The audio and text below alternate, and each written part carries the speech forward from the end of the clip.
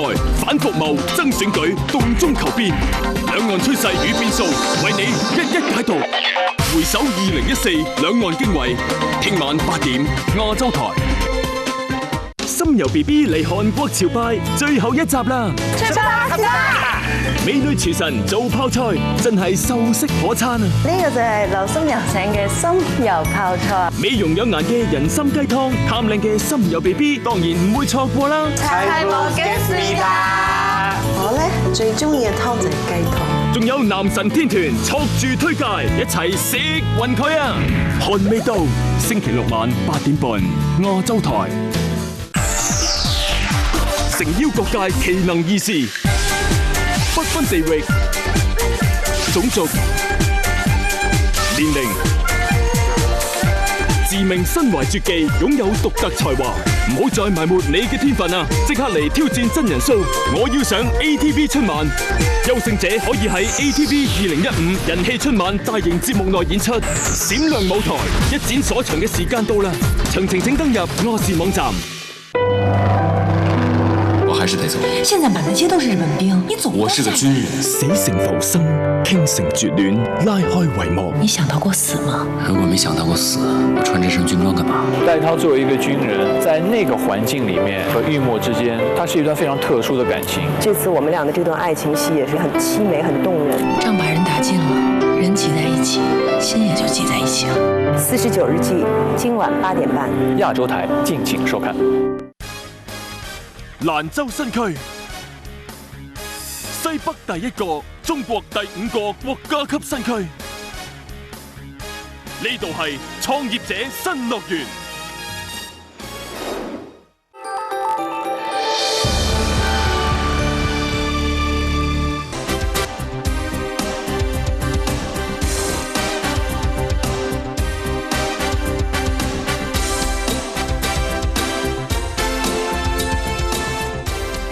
收睇回首2014全球風雲。2014年對馬來西亞航空公司嚟講係承受沉重打擊嘅一年。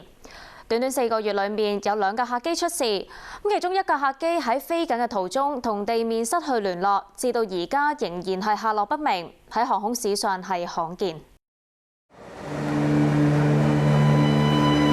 3月8號，馬來西亞航空公司 MH370 航班喺0時41分起飛，由吉隆坡飛去北京，原定喺朝早6點半左右抵達北京，但係航空公司話客機凌晨2點40分左右同地面控制塔失去聯絡，至今下落不明，係全球航空史上嘅一大謎團。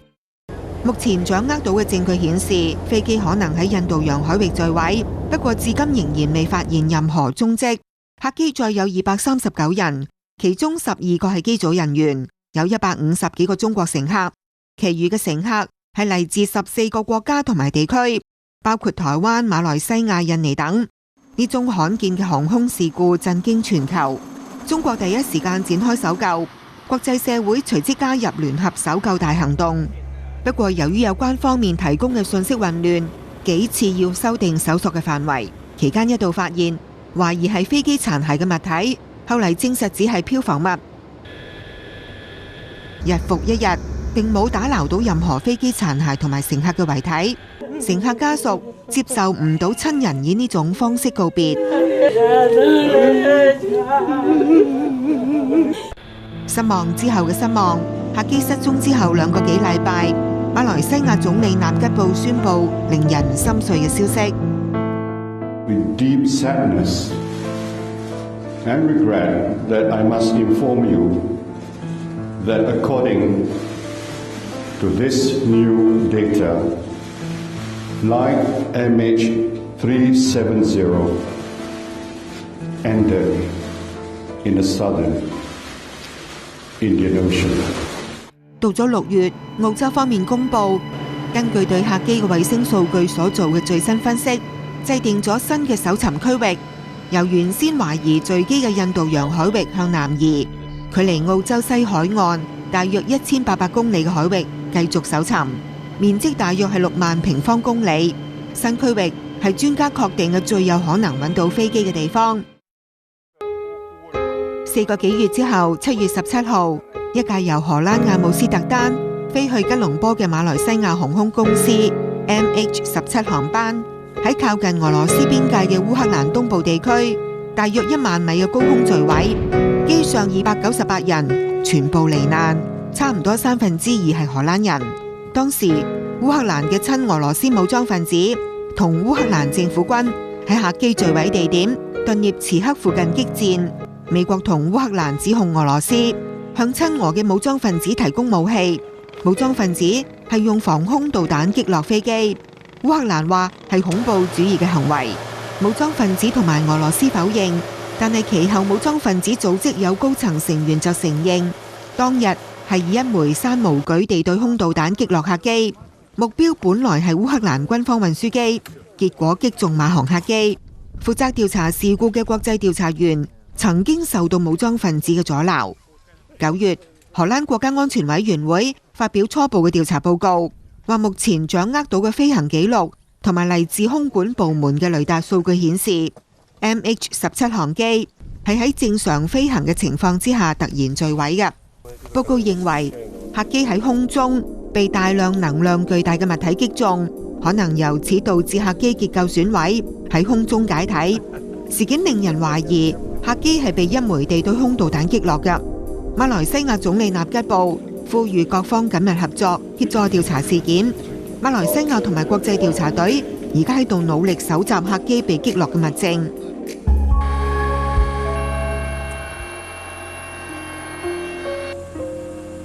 4月喺南韓，再有470幾人嘅世越號客輪喺由仁川駛去濟州島途中，喺全羅南道真島郡屏風島以北海域傾側入水，最終沉沒，300幾人遇難，當中有中國乘客。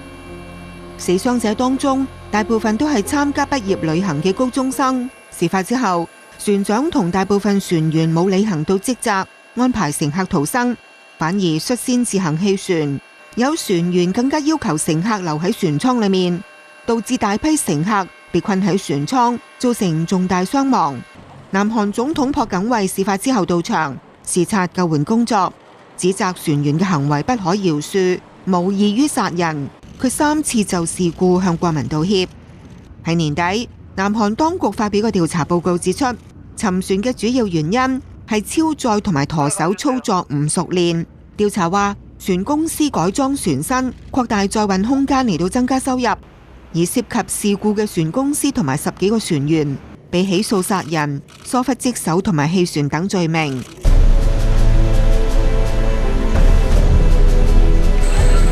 歷史上最致命嘅病毒之一伊波拉病毒，年初喺西非嘅幾內亞爆發，之後疫情迅速蔓延至利比里亞、塞拉利昂、伊利日利亞、塞內加爾、馬里等國家，其後亦陸續出現確診病例，擴散規模史無前例。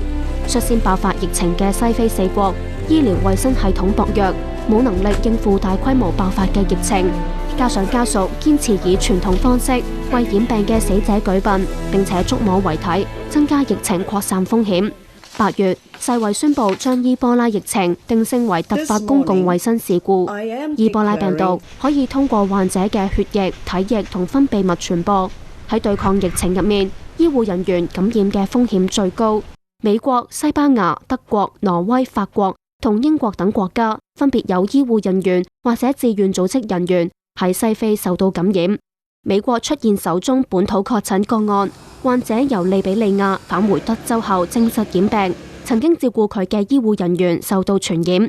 而西班牙亦都確診境內首宗伊波拉病例，患者係一個醫護人員，曾經照顧一個喺西非染病嘅神職人員，成為歐洲首宗感染病例。世衛被指預防不力，西非主管涉嫌瞞報疫情。世衛總幹事陳馮富珍承認後知後覺，伊波拉喺幾內亞肆虐3個月之後，世衛先獲悉情況，當時幾近失控。目前冇充分證據對任何試驗性治療伊波拉病毒嘅藥物嘅安全性同有效性下結論。國際社會聯手對抗，研發疫苗。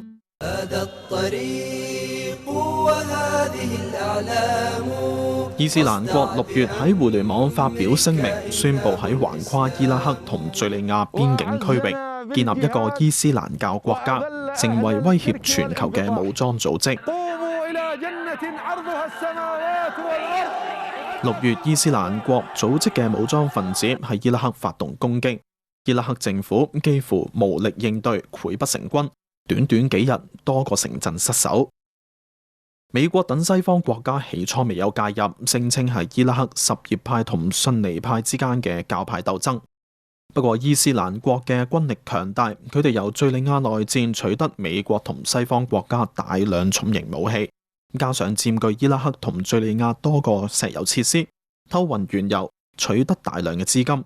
而喺佔據伊拉克北部重鎮摩蘇爾嘅時候搶劫銀行，亦都取得幾億美元嘅巨款。6月底更加宣布喺伊拉克同敘利亞邊境地區復建伊斯蘭國，領袖巴格達迪公開露面，佢話自己係所有伊斯蘭教徒嘅領袖，喺佢領導之下，伊斯蘭國家會重拾尊嚴同埋權力，要求信眾效忠同繼續參與聖戰。美國等西方國家意識到伊斯蘭國威脅全球安全。8月初喺伊拉克同敘利亞伊斯蘭國嘅據點展開空襲行動，而為咗報復美國嘅空襲，伊斯蘭國將一名美國記者福萊斬首處決，係第一名外國人質被伊斯蘭國斬殺，震驚全球。The United States of America will continue to do what we must do to protect our people. We will be vigilant and we will be relentless. When people harm Americans anywhere, we do what's necessary to see that justice is done. 唔夠2個星期，第2名美國記者索特洛夫同樣被斬首。隨後接連有美國同英國嘅人質被伊斯蘭國殺害，但係美國總統奧巴馬多次強調，美國係唔會再捲入另一場伊拉克戰爭，唔會派地面部隊作戰。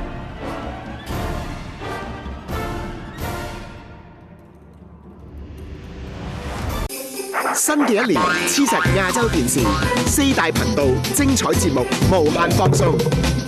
亞洲小姐爭妍鬥麗，盡顯獨特美態。蔡神同你遨遊天下，感受異國風情。精彩自由行，開心成團，享受不一樣的假期。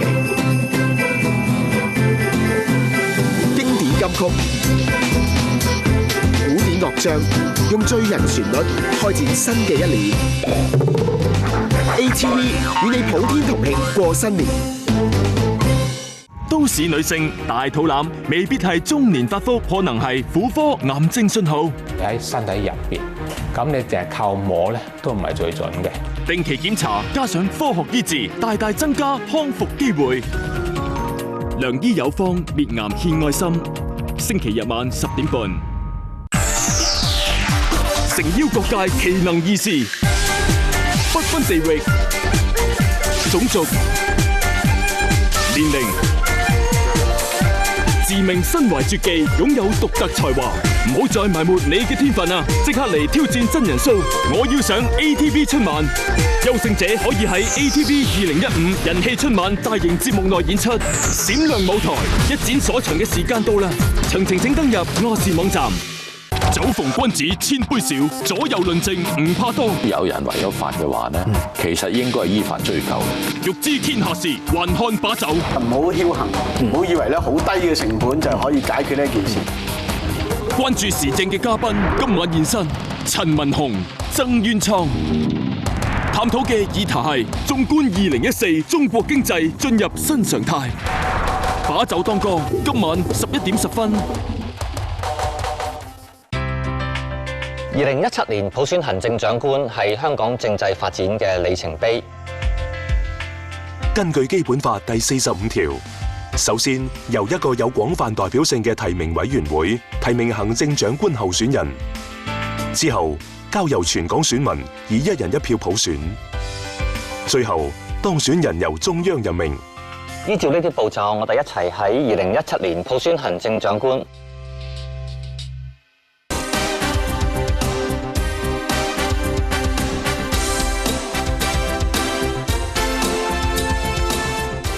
歡迎繼續收睇《回首2014全球風雲》。今年嘅歐洲、亞洲同中東政局都唔係太穩定。2014年嘅烏克蘭變天受到親西方嘅反對派壓力，親俄羅斯嘅總統亞努科維奇2月底逃亡去到俄羅斯。亞努科維奇政府倒台，為咗避免失去喺黑海呢一個有重要戰略地理位置嘅克里米亞地區，俄羅斯致力奪取呢一個沿海城市，聯同親俄羅斯嘅武裝分子，3月初幾乎全面佔據當地，同烏克蘭臨時政府軍對抗。美國等西方國家同聯合國多次譴責俄羅斯，美國向烏克蘭提供10億美元貸款支援，不過未能夠阻止俄軍進駐。3月，克里米亞地方政府舉行係咪加入俄羅斯嘅全民公投，超過90%嘅選民都支持克里米亞自治共和國議會宣布獨立並且成為主權國家。俄羅斯總統普京簽署法令，俾原屬於烏克蘭嘅克里米亞加入俄羅斯。國際社會隨即制裁莫斯科，聯合國通過決議，指克里米亞並入俄羅斯係違反國際法。公投亦都係非法。俄羅斯未有因為吞併克里米亞而停止喺烏克蘭嘅行動，繼續支援烏克蘭東部地區嘅親俄武裝分子。去到5月，烏克蘭迎嚟前總統亞努科維奇倒台之後首次大選，親西方嘅富豪波羅申科力壓對手當選成為烏克蘭總統，強調烏克蘭要同歐洲融合。上台之後首要嘅任務係結束東部嘅動亂，同埋奪回克里米亞。僵局出現咗轉機。8月，普京同波羅申科首次單對單會面，尋求化解烏克蘭東部緊張局勢。1個月之後，烏克蘭當局同佔據東部嘅親俄武裝分子簽署停火協議，不過停火協議只係維持咗好短嘅時間，炮火再度燃起。俄羅斯被西方社會指責喺背後繼續支持烏克蘭親俄分子，莫斯科同西方嘅關係進一步轉差，國際社會持續嘅制裁對損害俄羅斯經濟起到作用。日本首相安倍晉三喺年底解散國會眾議院，提早舉行大選，結果執政聯盟嘅自民黨同埋公明黨大勝，安倍晉三繼續執政。佢強調，為咗能夠行使7月內閣會議通過解禁集體自衛權，佢會推出相關嘅完善法律工作，包括修改自衛隊法嘅內容。佢話會繼續努力，爭取得到半數以上嘅國民支持修改和平憲法。事實上，安倍晉三上台以嚟，鍥而不捨咁推行軍力擴張政策。安倍晉三內閣會議無視中國同埋南韓嘅反對，通過修改憲法解釋解禁集體自衛權嘅內閣決議案，意味住日本戰後以專守防衛為主嘅安保政策將會發生重大變化。安倍晉三政府呢啲舉動引起周邊國家嘅警惕，特別係中國。喺安倍晉三主政之下，中日關係繼續陷入冰點。4月，安倍晉三以內閣總理大臣嘅名義，向供奉有2次大戰甲級戰犯嘅靖國神社供奉咗祭品，中國強烈不滿。半年之後，靖國神社舉行秋季大祭，安倍晉三再次向神社奉上祭品。除咗靖國神社，釣魚島主權爭議亦係困擾中日關係嘅另一個問題。6月，日本話中國戰機近距離逼近日本偵察機，向中國提出強烈抗議，但係北京反駁，並且第一次發放日本自衛隊戰機喺中國近海近距離跟蹤中方戰機嘅片段，最近距離大約係30米。喺同一日，自衛隊2架偵察機喺東海防空識別區內進行偵察活動，中國空軍出動2架殲11戰機對日本偵察機進行咗識別查證。日本一直將中日元首會面視為中日關係破冰嘅起點，為此做出各種動作，尋求中日舉行峰會。喺日本多次要求之下，國家主席習近平終於同到北京出席亞太經合組織領導人非正式會議嘅安倍晉三會談。破冰一握，習近平表情嚴肅，唔見笑容。佢話雙方已經就處理同埋改善中日關係發表咗4點原則共識，希望日方切實按照共識嘅精神，妥善處理好有關嘅問題。希望日本繼續走和平發展道路，採取審慎嘅軍事安全政策。釣魚島問題牽動住微妙嘅中日美關係，美國並冇放棄插手釣魚島爭議。美國總統奧巴馬4月到日本訪問，同安倍晉三會談之後，再次明確表示釣魚島係適用於美日安保條約。而而北京就反對奧巴馬有關釣魚島嘅講法，呼籲美國喺釣魚島問題上唔好選邊站隊。中美關係複雜而微妙，喺互有分歧當中繼續交往。奧巴馬喺年底到北京出席亞太經合組織領導人非正式會議期間，對中國進行國事訪問。行程嘅一大亮點就係國家主席習近平邀請奧巴馬喺中南海瀛台橋散步，被視為係舊年中美元首喺美國加州安納伯格莊園唔打靚呔會談嘅延續篇。喺正式嘅會談上，兩國元首罕有咁討論到香港問題。奧巴馬向習近平澄清，美國絕對冇參與香港嘅佔中活動。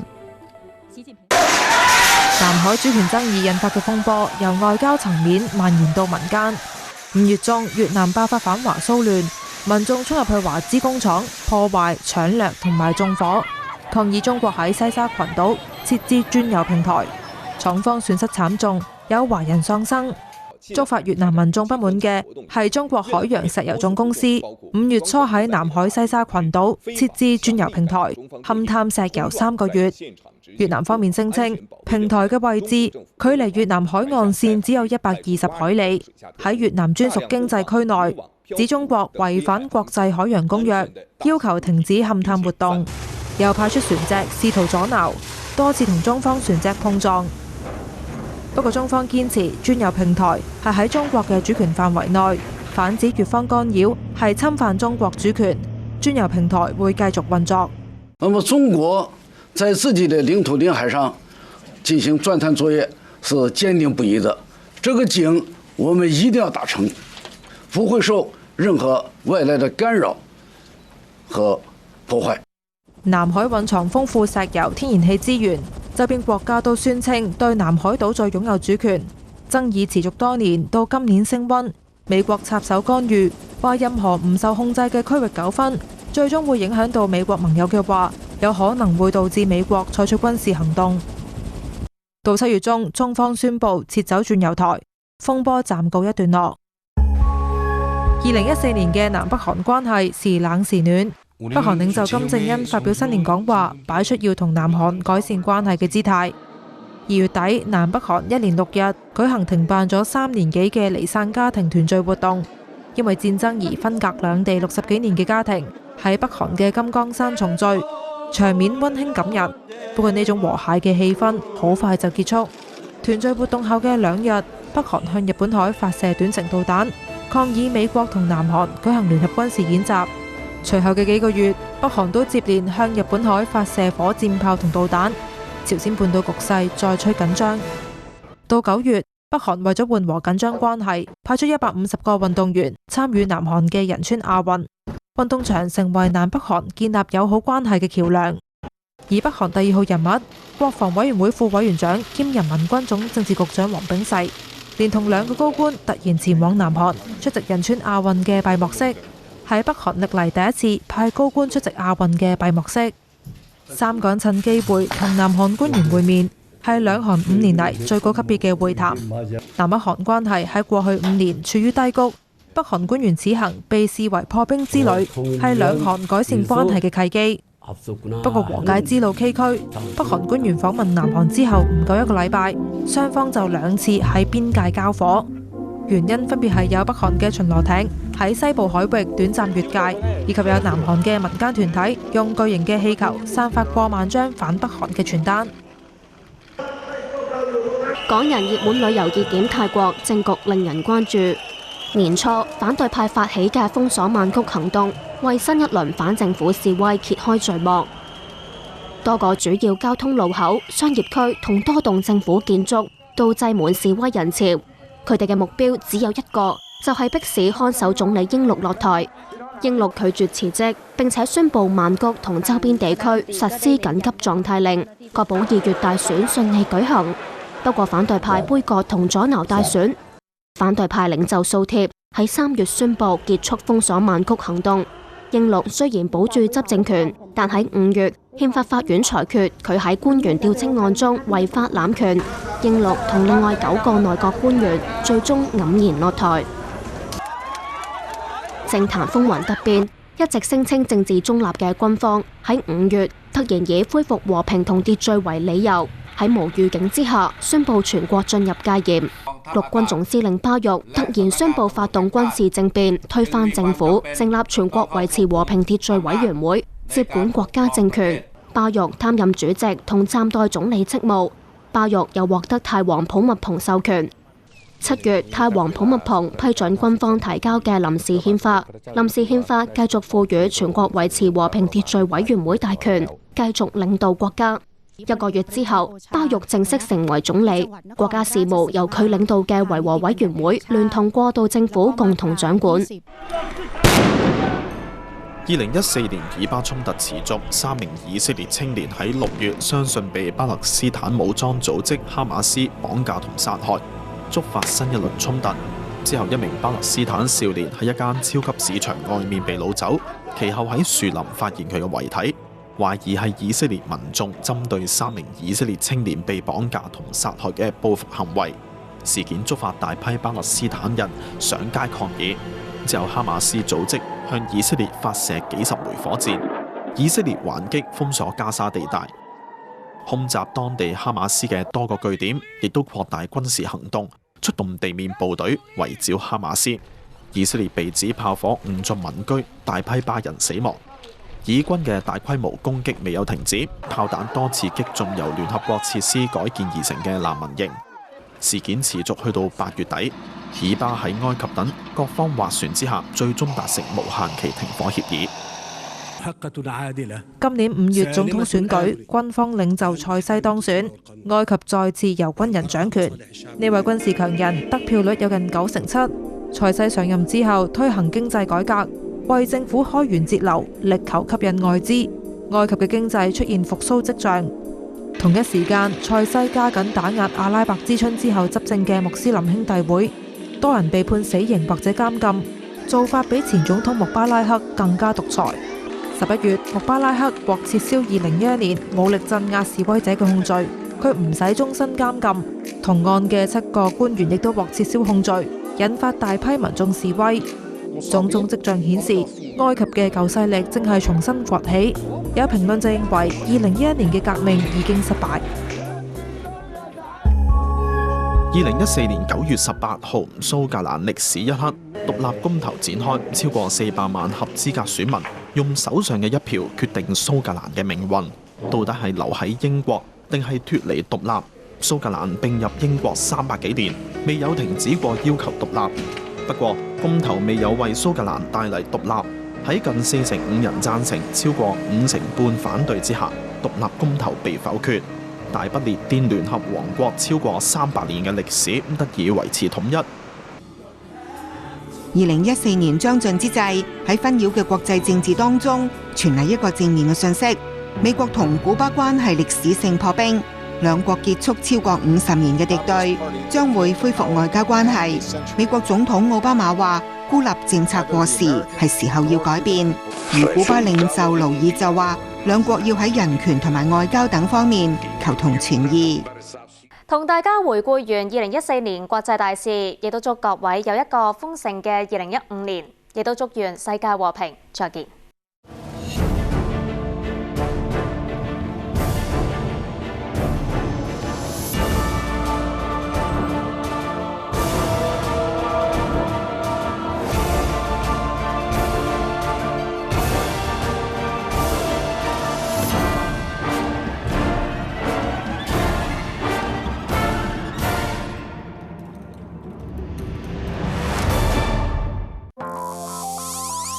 跟住落嚟係49日祭。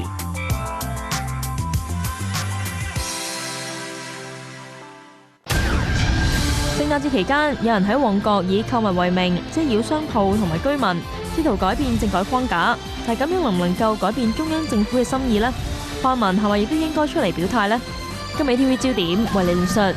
2015亞洲電視新生活，融入社會，融入你我，新生活，新生活，新路向，頻道全面大革新，帶領觀眾進入煥然一新嘅視聽新路向。本港台多元資訊娛樂包羅萬有，國際台開啟新視線，滿足不同需要。歲月留聲，向輝煌歲月致敬，送上時代經典。亞洲台重新出發，主打新聞財經資訊。